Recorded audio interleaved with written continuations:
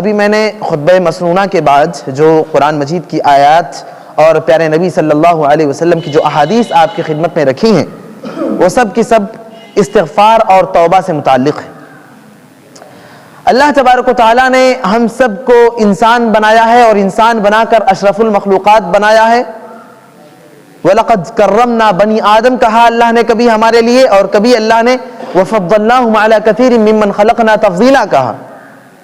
تو یہ اللہ تعالیٰ نے انسانوں کو جو اتنا عظیم سرٹیفکیٹ دیا ہے افضل ہونے کا، اشرف المخلوقات ہونے کا، تو یہ جتنا بڑا مقام ہے نا اتنا ہی انسان کے ساتھ اتنا ہی معاملات حساس ہیں۔ انسان یہ لفظ مرکب ہے اور بنا ہوا ہے نسیان سے، جس کا معنی ہوتا ہے خطا اور غلطیوں کے۔ تو لفظ انسان یہ مرکب ہے اور بنا ہوا ہے خطا اور نسیان سے۔ کسی کا انسان ہونے کا مطلب یہ ہوتا ہے کہ لازم ہے اس کے ساتھ غلطیاں ہونا، لازم ہے اس کے ساتھ گناہ ہونا، لازم ہے اس کے ساتھ خطائیں ہونا۔ تو غلطی ہو جانا، گناہ ہو جانا، بھول چوک ہو جانا، یہ ذات خود یہ ایک بری چیز نہیں ہے۔ اور کب تک یہ بری چیز نہیں ہے؟ انسان اگر غلطی اس سے ہو جائے، گناہ اس سے ہو جائے، برائی اس سے ہو جائے، ظلم اس سے ہو جائے، اور انسان فوری طور پر اس بات کا احساس کر لے اور اللہ تعالیٰ سے توبہ کر لے، اللہ تعالیٰ کی جانب رجوع کر لے، پروردگار کی ذات کی طرف ہاتھ اٹھا کر آنسو بہا لے، رو لے، گڑ گڑا لے، معافی کروا لے۔ اللہ تعالیٰ نے پیارے نبی صلی اللہ علیہ وسلم نے فرمایا کہ کل بنی آدم خطا وخیر الخطائین التوابون۔ کل بنی آدم خطا، ہر انسان غلطیاں کرنے والا ہے، ہر انسان خطا کرنے والا ہے، ہر انسان سے بھول چوک ہونا ہی ہے۔ یہ انسان ہونے کا مطلب ہے کہ یہ چیز اس کے ساتھ جڑی ہوئی ہے۔ کوئی انسان ہو اور کہے کہ مجھ سے غلطیاں نہیں ہوتی، یہ نہیں ہو سکتا۔ کوئی انسان ہو وہ کہہ دے کہ میں تو گناہ ہی نہیں کروں گا، یہ نہیں ہو سکتا۔ کوئی انسان ہو وہ کہہ دے کہ میں بھول چوک نہیں کروں گا، یہ نہیں ہو سکتا، کیونکہ اللہ نے ہمیں انسان بنایا ہے، اور جب انسان بنایا ہے تو بھولنے اور چوکنے والا بنایا ہے۔ جب انسان بنایا ہے تو غلطیاں ہماری زندگی کے ساتھ جڑی ہوئی ہیں۔ اللہ نے جب ہمیں انسان بنایا ہے تو گناہ ہماری زندگی کے ساتھ جڑے ہوئے ہیں۔ لہذا کل بنی آدم خطاء وخیر الخطائین التوابون، ہر انسان خطا کار ہے، ہر انسان گناہ کرنے والا ہے۔ سب سے بہترین گناہ کرنے والا کون ہے؟ سب سے بہترین غلطیاں کرنے والا کون ہے؟ وہ جس کو اپنی غلطی کا احساس ہو جائے، جس کو اپنی غلطی پر شرمندگی ہو، ندامت ہو، اور وہ اللہ تعالیٰ سے توبہ کر لے، معافی مانگ لے۔ وخیر الخطائین التوابون۔ دوستو اور بھائیو، آج ماحول میں، معاشرے میں، سوسائٹی میں کوئی ایسا فرد نہیں جو یہ دعویٰ کر سکے کہ مجھ سے غلطیاں نہیں ہوتی، مجھ سے گناہ نہیں ہوتے۔ ہر طرح کے جرائم، ہر قسم کی غلطیاں آج ماحول اور معاشرے میں اور سوسائٹی میں پائے جاتے ہیں۔ کوئی ایسی گناہ اور غلطیوں کی اور جرائم کی کوئی ایسی قسم نہیں ہے جس کا وجود اور ماحول اور معاشرے کے اندر نہ ہو۔ لیکن جب استغفار کی بات آتی ہے، جب توبہ کی بات آتی ہے، جب اللہ تعالیٰ کے سامنے آنسو بہانے کی بات آتی ہے، جب رونے اور گڑ گڑانے کی بات آتی ہے، جب اللہ سے مغفرت کرنے کی اور استغفار کرنے کی بات آتی ہے، تو ہم کہتے ہیں کہ بھئی ہم نے کون سی غلطی کر لی ہے، ہم سے کون سا گناہ ہو گیا ہے۔ کائنات کے امام جناب محمد رسول اللہ صلی اللہ علیہ وسلم، جو اس کائنات کے سب سے افضل ترین انسان، وہ اپنے بارے میں کہتے ہیں کہ واللہ انی لا استغفر اللہ واتوب الیہ اکثر من 100 مرہ۔ ایک حدیث میں کہتے ہیں اکثر من 70 مرہ، کہ میں 70 سے زائد مرتبہ دن بھر میں استغفار کرتا ہوں اللہ تعالیٰ سے۔ اور ایک اور حدیث ہے جس میں کہتے ہیں کہ میں 100 سے زائد مرتبہ اللہ تبارک و تعالیٰ سے استغفار کرتا ہوں۔ اس قدر عبادتوں میں رہتے تھے، اس قدر رت جگہ اور شب بیداریوں میں رہتے تھے، آنسو بہانے میں، رونے میں اور گڑ گڑانے میں، اللہ سے معافی مانگنے میں۔ اما عائشہ نے کہا اللہ کے رسول، آپ کو تو اللہ تبارک و تعالیٰ نے معصوم عن الخطا بنایا ہے، آپ کے بشری تقاضوں سے جو خطائیں آپ سے ہو جاتی ہیں، انسان ہونے کے ناطے آپ سے جو چھوٹی موٹی غلطیاں ہو جاتی ہیں، اللہ تعالیٰ نے آپ کو جو مقام دیا ہے، آپ کی جو ذمہ داریاں ہیں، آپ کی جو ڈیوٹی ہے، اس کی حساسیت کی وجہ سے انسان ہونے کے ناطے آپ کی جو غلطیاں ہوتی ہیں وہ آٹومیٹکلی ڈیلیٹ ہو جاتی ہیں، اللہ تعالیٰ اس کو معاف کر دیتے ہیں۔ آپ معصوم عن الخطا ہیں، پھر کیا ضرورت کہ آپ اس قدر اللہ تعالیٰ کے سامنے ہاتھ اٹھا کر روتے ہیں، گر گراتے ہیں، معافی مانگتے ہیں، توبہ کرتے ہیں، استغفار کرتے ہیں، اس قدر راتوں کو جگتے ہیں، شب بیداریاں کرتے ہیں؟ کیوں آپ اس قدر کرتے ہیں؟ کیوں اتنی دیر دیر تک آپ سجدوں میں پڑے رہتے ہیں؟ کیوں اتنی دیر دیر تک آپ اللہ کی عبادت میں لگے رہتے ہیں؟ کیا کہا کائنات کے امام نے؟ کہا عائشہ افلا اکون عبدا شکورا، عائشہ کہ کیا میں اللہ کا شکر گزار بندہ نہ بنوں؟ کیا میں اللہ کا شکر گزار بندہ نہ بنوں؟ کائنات کا امام جس کی اس قدر عظیم ذمہ داریاں، جن کی اس قدر عظیم قربانیاں، جن کی قربانیوں کی ایک جھلک بھی اگر ہم دیکھتے ہیں تو آنکھوں سے آنسو بہنے لگتے ہیں اور جسم کے رونگٹے کھڑے ہو جاتے ہیں۔ طائف کا وہ واقعہ ذرا ذہنوں میں لائیں اور ایک بار اس پر نظر رکھیں، جب کائنات کے امام صلی اللہ علیہ وسلم اپنی دعوت کا یہ پیغام لے کر طائف کی بستی میں قدم رکھتے ہیں اور وہاں کے جو سرکردہ لوگ تھے، وہاں کے جو ذمہ داران تھے، جو قائد لوگ تھے، جیسے پردھان ہوتے ہیں گاؤں کے بستی کے، ویسے جو وہاں کے لوگ تھے ان کے پاس آپ پہنچتے ہیں اور ان کو توحید کا پیغام پہنچاتے ہیں، ان کو دین کا صحیح پیغام دیتے ہیں، وہ لوگ دھتکار دیتے ہیں، وہ لوگ ڈانٹ کر بھگا دیتے ہیں، ان کی جانب سے آپ کو مایوسی ملتی ہے۔ اور پھر اسی پر بس نہیں ہوتا، بستی کے چھوٹے چھوٹے بچوں کو آپ صلی اللہ علیہ وسلم کے پیچھے لگا دیا جاتا ہے۔ وہ لوگ آپ کو پاگل مجنون کہتے ہوئے، جس طریقے سے کوئی پاگل آ جاتا ہے اور چھوٹے چھوٹے بستی کے بچے اس کو للوانے کا کام کرتے ہیں، چڑھاتے ہیں، اس کے پیچھے کنکر مارنا، اس کے پیچھے لگنا، اس کو چھیڑنا چڑھانا، پریشان کرنا۔ کائنات کا امام جناب محمد الرسول اللہ صلی اللہ علیہ وسلم جب توحید کا پیغام لے کر وہاں پہنچتے ہیں تو آپ کے ساتھ بھی یہی سلوک ہوتا ہے، اور اس قدر آپ کے جسم پر پتھر مارے جاتے ہیں، اس قدر آپ کی پیٹھ پر زخم دیے جاتے ہیں کہ جب آپ پہنچتے ہیں ایک باغ میں اور وہاں پر آپ سکون کی سانس لیتے ہیں اطراف دیکھ کر کہ اب میرے پیچھے کوئی نہیں پڑا ہوا ہے، آپ چاہتے ہیں کہ اپنے جسم، اپنے پیروں میں پہنے بھی جوتیاں اتار دے تو جوتیاں چپکی ہوئی ہیں۔ اور کیوں چپکی ہوئی ہیں؟ آپ کے جسم سے بہنے اور رسنے والا خون وہ جوتیوں میں بھر بھر کر جم چکا ہے، اور آپ کے پیروں میں پہنی ہوئی جوتیاں وہ آپ کے پیروں سے چپکی ہوئی ہیں۔ اللہ اکبر! کائنات کا وہ امام جناب محمد الرسول اللہ صلی اللہ علیہ وسلم وہ اللہ تبارک و تعالیٰ کی بارگاہ میں اگر چاہے تو اپنی قربانیوں کو یاد دلا کر اب جو چھوٹی موٹی غلطیاں ہیں ان کی معافی کروا لے، لیکن نہیں، کہتے ہیں واللہ انی لا استغفر اللہ واتوب الیہ اکثر من 100 مرہ، 100 سے زائد مرتبہ میں اللہ تبارک و تعالیٰ کے سامنے استغفار کرتا ہوں، روتا ہوں، گر گراتا ہوں۔ دوستو اور بھائیو، کائنات کے امام صلی اللہ علیہ وسلم کا اپنا جو عمل تھا، آپ خود بھی یہ عمل کرتے تھے اور قوم کو بھی اس کا پیغام دیا کرتے تھے، قوم کو بھی یہ بات پہنچایا کرتے تھے اور ان کو توبہ اور استغفار کی تلقین کیا کرتے تھے۔ چنانچہ اللہ کے نبی صلی اللہ علیہ وسلم نے فرمایا کہ جو لوگ استغفار کرتے ہیں، استغفار کی وجہ سے، توبہ کی وجہ سے اللہ تبارک و تعالیٰ ان کے تمام گناہوں کو معاف فرما دیتے ہیں۔ ہم سے جو غلطیاں ہوئی، جو گناہ، بہت سارے لوگ ایسے ہیں، بہت سارے لوگ ماحول میں ایسے ملیں گے کہ ان سے کوئی غلطی ہو گئی، وہ اللہ تبارک و تعالیٰ کی بارگاہ میں انہوں نے معافی مانگ لی، استغفار کر لیا، اللہ تو مجھے معاف کر دے، اس کے بعد پھر وہ معمول کی زندگی میں گئے اور پھر ان سے وہی غلطی ہو گئی، پھر انہوں نے اللہ سے استغفار کیا، پھر دل ملامت کرنے لگتا ہے کہ یار میں تو بار بار یہ غلطی کر رہا ہوں، میں تو بار بار گناہ کر رہا ہوں، بھلا مجھے اللہ تعالیٰ کہاں معاف کرے گا، بھلا میں اللہ کے سامنے منہ دکھانے کے لائق کہاں ہوں۔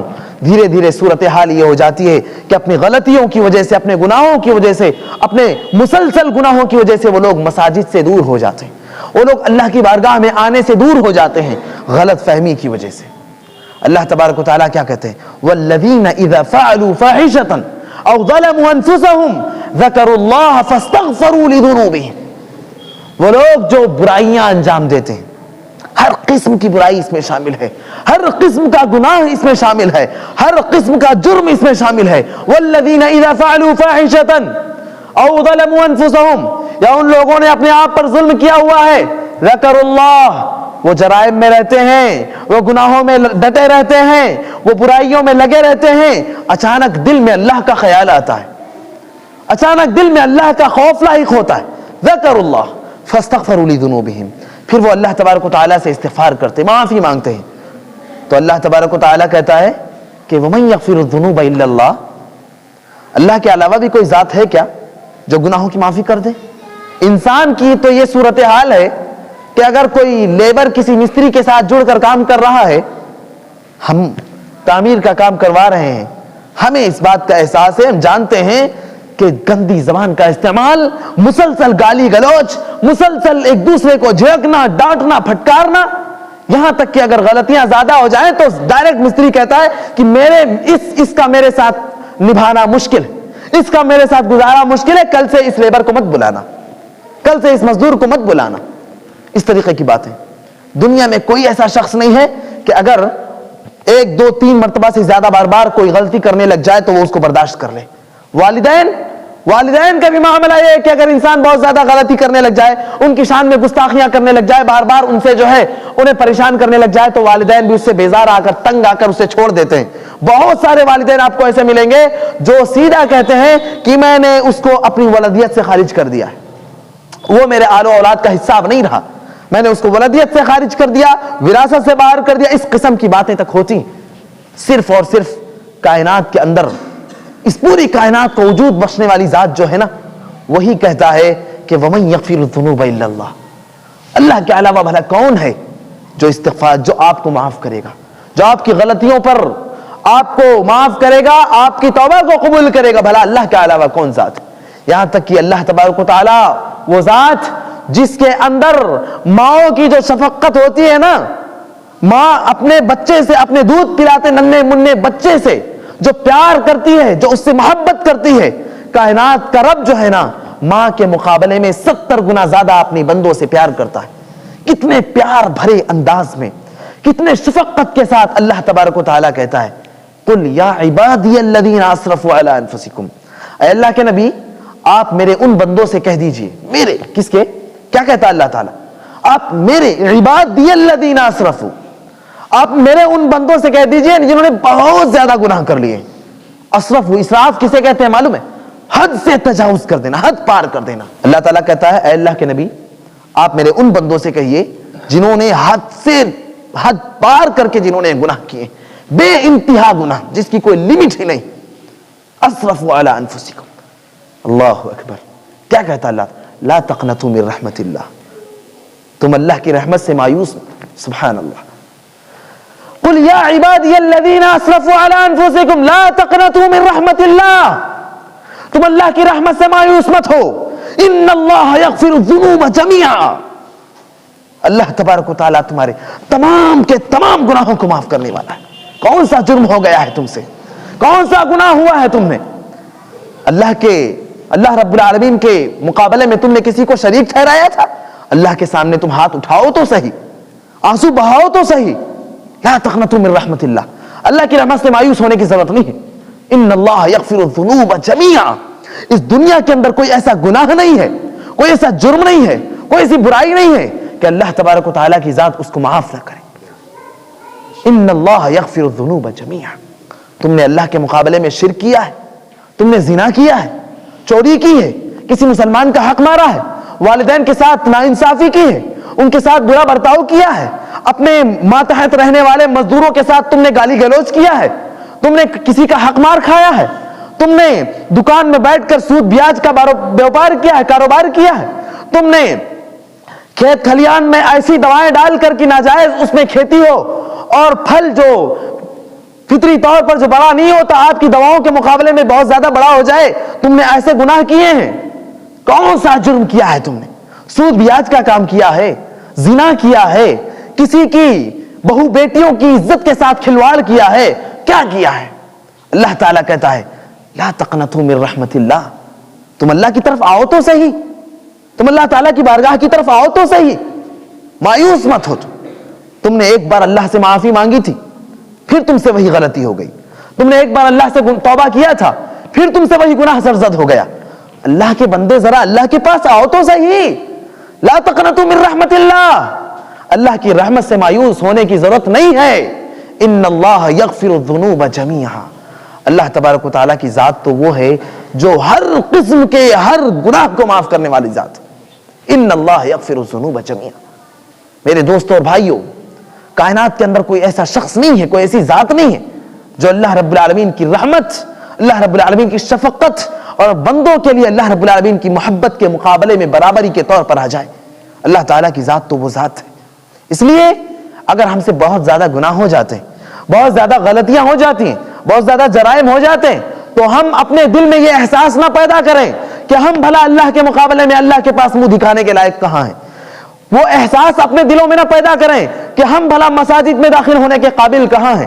یاد رکھیں کہ آپ اگر آج بیداری نہیں پیدا کرتے, آپ کے دل میں آج یہ خیال پیدا نہیں ہوتا کہ آپ 1000 گناہ ہونے کے باوجود بھی مساجد میں جا کر اللہ تبارک و تعالیٰ کی بارگاہ میں سجدہ کریں, نمازیں ادا کریں, اللہ سے استغفار کریں, اگر آپ آج یہ کہتے ہیں کہ بھلا میں اللہ کے سامنے منہ دکھانے کے لائق کہاں ہوں, تو اگر آپ اپنے آپ کو اس لائق سمجھتے ہیں کہ یہاں آپ اللہ کے سامنے منہ دکھانے کے لائق نہیں ہیں, تو کل قیامت کے دن, جبکہ جس دن سے کائنات بنی ہے اور جب تک یہ دنیا رہے گی, ساری مخلوقات وہاں پر جمع ہوں گی, سب کے سب وہاں پر اکٹھا ہوں گے, اور ان سب کے درمیان بھی آپ کو اللہ کے سامنے منہ دکھانا ہے, ان سب کے درمیان بھی آپ کو کھڑے ہونا ہے.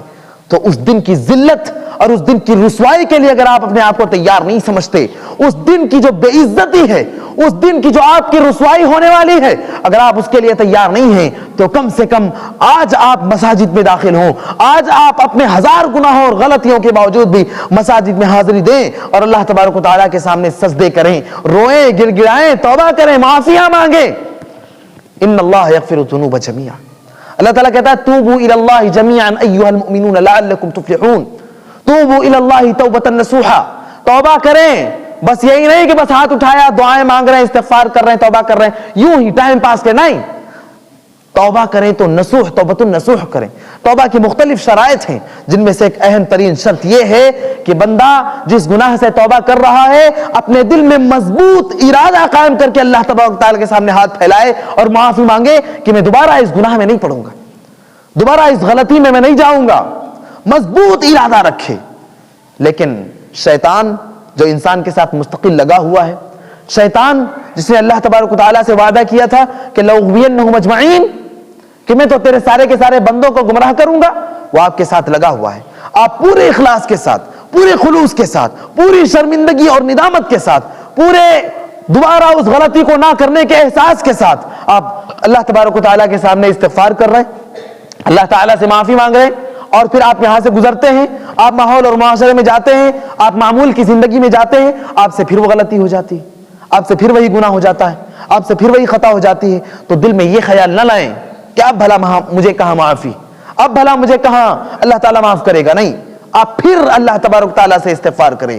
اور جب آپ اللہ تعالیٰ سے استغفار کریں, پہلی چیز یہ کہ آپ کے دل میں یہ احساس ہو کہ دوبارہ کبھی میں اس غلطی میں نہیں پڑوں گا, دوبارہ کبھی میں اس جرم میں نہیں جاؤں گا. دوسرا, آپ کے دل میں شرمندگی کا احساس ہو, شرمندگی ہو, ندامت ہو, اکڑپن نہ ہو, یعنی کہ اے اللہ تو مجھے معاف کر, نہیں, اے اللہ تو مجھے معاف کر دے. شرمندگی کا احساس ہو, آنسو ہو جائے, آنکھوں میں آنسو ہوں. اللہ تبارک و تعالیٰ کہتا ہے کہ جب بندہ میرے سامنے ہاتھ اٹھاتا ہے اور مجھ سے دعا مانگتا ہے تو مجھے شرم آتی ہے کہ میں اپنے بندے کے اٹھے ہوئے ہاتھوں کو یوں ہی خالی لوٹا دوں. کیا کہتا ہے اللہ تعالیٰ؟ حدیث قدسی ہے جس کا مفہوم میں آپ کو بتا رہا ہوں. اللہ تعالیٰ کہتا ہے جب بندہ میرے سامنے ہاتھ اٹھاتا ہے, مجھ سے دعائیں مانگتا ہے, مجھ سے اپنا بندہ مجھ سے حاجتیں پوری کرنے کے لیے کہتا ہے, مجھ سے مطالبہ کرتا ہے, مجھے شرم آتی ہے کہ میں اپنے بندوں کے ہاتھ کو یوں ہی خالی لوٹا دوں. اس لیے میں بندے کی دعا کو ضرور قبول کرتا ہوں. اس لیے آپ اللہ تعالیٰ کے سامنے ہاتھ اٹھائیں, استغفار کریں, اور اپنی ضمیر کو بہت بڑا مت سمجھیں. آپ اپنی حقیقت کو پہچانیں, اپنی تخلیق کو پہچانیں کہ مجھے پیدا کس چیز سے کیا گیا ہے. من ماء مہین, حقیر نطفے سے اللہ نے بنایا ہے ہم اور آپ کو. مٹی سے اللہ نے ہم اور آپ کو بنایا, کیچڑ سے. وہی کیچڑ جس سے اگر کپڑے میں تھوڑا لگ جائے تو ہم فوراً اس کو پاک صاف کرنے کے لیے دوڑتے ہیں, پانی سے اس کو فوراً صفائی کرتے ہیں. اس حقیر قطرے سے, اس گندگی سے اللہ نے ہمیں اور آپ کو پیدا کیا ہے, بنایا ہے. اور اس بات کو اللہ نے اس لیے یاد دلایا ہے تاکہ انسان کبھی بھی اپنی حقیقت کو نہ بھولے, کبھی بھی انسان اکڑپن کا احساس نہ کرے, کبھی اس کے اندر غرور اور گھمنڈ نہ آئے. اور ذرا اگر زیادہ آپ کے دلوں میں غرور اور گھمنڈ آئے, زیادہ آپ کا دل اس بات کا خیال آپ کے دل میں آ جائے کہ میں تو بہت بڑے اونچے مقام پر چلا گیا, میں تو بہت بڑے بزنس کا مالک ہوں, میں تو یعنی میں پردھان ہوں، میں پرائم منسٹر بن گیا ہوں، میں فلاں ہوں. اگر آپ کے دل میں کبھی بھی اکڑپن کا احساس ہو، بڑپن کا احساس ہو، تو آپ پہلی بات آپ اپنے ابتدا جس چیز سے آپ کو پیدا کیا ہے آپ اس کا خیال اپنے ذہن میں لائیں. اور اگر اس پر بھی آپ کو بس نہ ہو اور آپ کو سمجھ میں نہ آئے تو ذرا ان قبروں کے پاس چلے جائیں جن کی جو دھنس چکی ہیں، جن میں پانی بھرا ہوا ہے. ان قبروں کے اندر وہی مردے دفن ہیں جن کے اندر اکڑ تھی، جن کے اندر غرور اور گھمنڈ تھا، جو اپنے سامنے کسی کو کھڑے ہونا برداشت نہیں کرتے تھے، کوئی ان کے برابر نہیں رہے، یہ احساس ان کے اندر ہوتا تھا. آج وہی مردے ان قبروں میں دفن ہیں اور اسی مٹی میں دفن ہیں. کیڑے مکوڑے، کیچوے، ان کے ساتھ ان کا رہنا ہے. اور جب بارشیں ہوتی ہیں تو وہ قبریں جن کو بنایا جاتا ہے مٹی ابھار کر وہ قبریں دھس جاتی ہیں، وہ پٹرے دھس جاتے ہیں اور پھر اس میں کیچڑ، پانی، گندگی سب کچھ اس میں ہوتا ہے. ہم سب کو بھی وہیں جانا ہے. ذرا بھی غرور اور گھمنڈ کا احساس ہو تو ان قبرستان میں چلے جائیں اور وہاں پر دبی ہوئی دھسی ہوئی قبروں کو دیکھ لیں اور اس بات کا احساس کر لیں کہ مجھے بھی کل کے دن اسی مقام پر جانا ہے. اور پھر اللہ تبارک و تعالیٰ کی جانب لوٹ کر آئیں اور ہاتھ اٹھا کر اللہ تبارک و تعالیٰ سے اپنے گناہوں کی معافی مانگیں، استغفار کریں. یاد رکھیں استغفار یہ صرف اور صرف گناہوں کی معافی ہی نہیں ہے بلکہ اس کے اور بہت سارے فائدے ہیں. چنانچہ حضرت امام حسن بصری رحمت اللہ علیہ کا حلقہ درس قائم تھا. ان کے اپنے تلامذہ ان کے اطراف انہیں گھیرے ہوئے تھے. اسی درمیان ایک شخص کافی دور سے چلتا ہوا ان کے پاس آتا ہے اور کہتا ہے کہ امام صاحب ہمارے ہاں بڑی مدت سے بارش نہیں ہو رہی ہے، ذرا کوئی حل بتا دیجئے تاکہ بارش ہو جائے. دونوں نے کہا کہ یا اخی استغفر اللہ، میرے بھائی آپ اللہ تبارک و تعالیٰ سے استغفار کرو. چلا جاتا ہے. ایک اور شخص کچھ دن کے بعد آتا ہے اور وہ کہتا ہے امام صاحب میری شادی کو مدت ہو گئی ہے، کوئی اولاد نہیں ہو رہی ہے، کچھ حل بتا دیجئے، کوئی علاج بتا دیجئے، کوئی دوا بتا دیجئے. امام صاحب کہتے ہیں کہ میرے بھائی جائیے آپ استغفر اللہ، اپنے گناہوں کی معافی اللہ تعالیٰ سے مانگیے، استغفار کیجیے. وہ بھی چلا جاتا ہے. کچھ دن کے بعد ایک اور شخص آتا ہے اور وہ کہتا ہے امام صاحب میں نے بزنس میں کافی دولت لگا دی، کافی روپیہ پیسہ میں نے لگایا تھا اور بزنس شروع کیا تھا، مجھے فائدہ تو کیا ہوتا، میں نے جو رقم لگائی تھی وہ بھی ڈوب گئی ہے اور میں نقصان میں پڑ گیا ہوں. آپ مجھے کوئی حل بتا دیجئے، کوئی وظیفہ بتا دیجئے، کوئی تعویذ بتا دیجئے، کوئی طریقہ بتا دیجئے، کوئی علاج بتا دیجئے کہ میرا یہ بزنس فائدے میں آ جائے اور میں نے جو بزنس میں شروع کیا ہے، بزنس کو میں نے جو شروع کیا ہے اس کو میں ریکور کر سکوں. امام صاحب کہتے ہیں میرے بھائی استغفر اللہ، جاؤ اللہ تبارک و تعالیٰ سے استغفار کرو.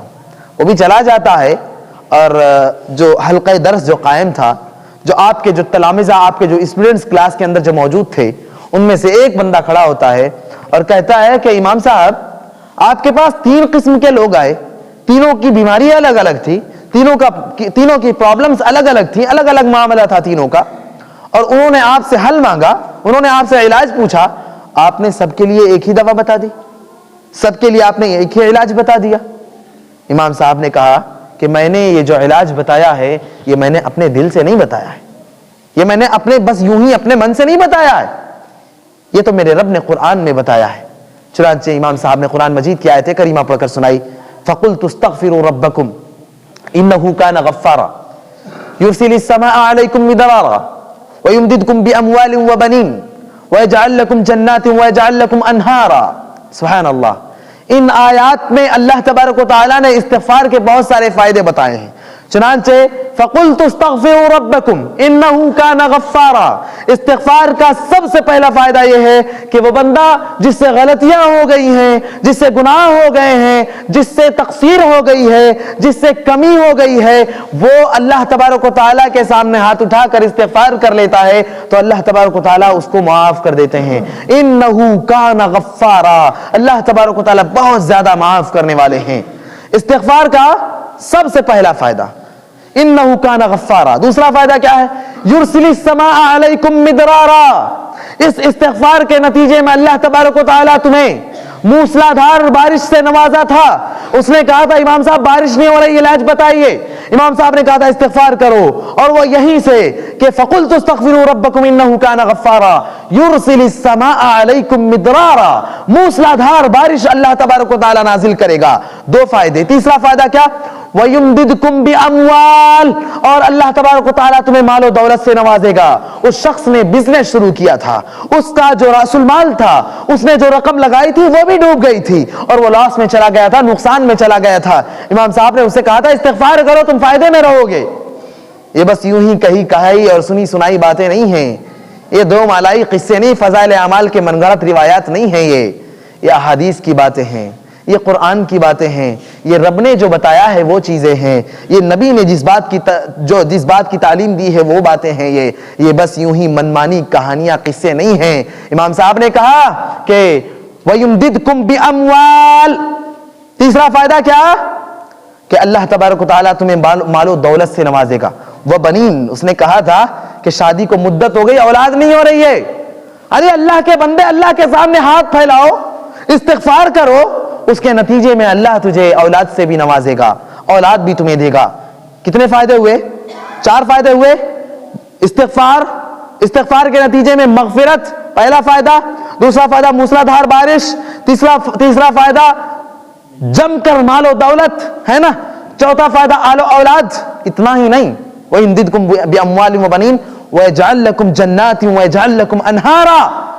अल्लाह तबारक व तआला ये फायदे दुनिया में तो देगा ही, इस दुनिया की जिंदगी से जाने के बाद अल्लाह तबारक व तआला ने हमारे लिए जो जन्नत तैयार कर रखी है, जो बागात हैं, ऐसी जन्नत कि जिसके नीचे से नदियां बह रही हैं। और आपको अगर ऐसे बाग जिसके नीचे से नदियां बह रही हो, इसकी अहमियत जानना हो तो वहां चले जाइए आप। क्या कहते हैं वो, आगरा में ताजमहल, बादशाहों ने वहां के ऐसे किले बनाए हैं कि जिनके नीचे से बिल्कुल, जिनके पहलू से नदी होकर गुजरती है, गंगा और जमुना वहां से होकर गुजरते हैं। वो राजा और रानी आराम से बैठकर एक दूसरे के गले में हाथ डालकर मोहब्बत के साथ बैठते थे, और उनका अपना पैर कहां होता था? जमुना के मौजों के साथ उनके अपने पैर खेल रहे होते थे। तो ये भी एक किस्म का लुत्फ होता है, ये भी एक किस्म का मजा और एक किस्म का फायदा होता है। और अल्लाह ताला कहता है ये दुनिया है, ये दुनिया की नेमतें, इन सब चीज का तो खत्म होना है, इनकी कोई हैसियत नहीं है। वहां पर अल्लाह तबारक व तआला आपको देगा, क्या देगा? वयजअल लकुम जन्नातिन वयजअल लकुम अनहारा। तो ये इस्तिग़फ़ार के 5 फायदे हैं। आप सिर्फ ये सोचकर इस्तिग़फ़ार मत कीजिए कि इसके नतीजे में अल्लाह मुझे माफ कर देगा, माफ तो करेगा ही, ये सारे और भी फायदे बहुत सारे।